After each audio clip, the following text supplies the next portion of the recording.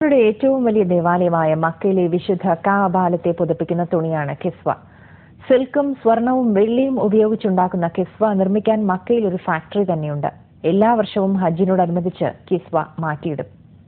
യമനിലുള്ള തുബൈ എന്ന രാജാവാണ് ആദ്യമായി വിശുദ്ധ കഅബയെ തുണി കൊണ്ട് പുതച്ചത് എന്നാണ് പ്രബലാഭിപ്രായം. ലോകത്തിന്റെ വിവിധ ഭാഗങ്ങളിൽ നിന്നുമാണ് മുൻകാലങ്ങളിൽ കഅബയെ പുതക്കാനുള്ള കിസ്വ എന്നറിയപ്പെടുന്ന തുണി കൊണ്ടുവന്നിരുന്നത്.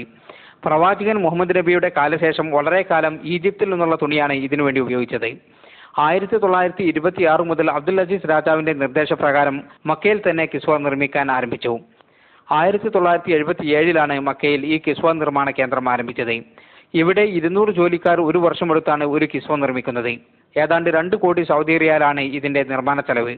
450 കിലോഗ്രാം ശുദ്ധമായ സിൽക്കും 15 കിലോഗ്രാം സ്വർണവും ഉപയോഗിച്ചാണ് 650 സ്ക്വയർ മീറ്റർ വലുപ്പത്തിലുള്ള കിസ്വ നിർമ്മിക്കുന്നത്. 47 മീറ്റർ നീളത്തിലും 1 മീറ്റർ വീതിയിലുമായി വിശുദ്ധ ഖുർആനിലെ വചനങ്ങൾ അറബ് കാലിഗ്രാഫിയിൽ ഇതിൽ എഴുതിയിട്ടുണ്ട്. സ്വർണത്തിന്റെയും വെള്ളിയുടെയും നൂലുപയോഗിച്ചാണ് കിസ്വയിലെ വിശുദ്ധ വചനങ്ങളും അലങ്കാരങ്ങളും തീർത്തിരിക്കുന്നത്.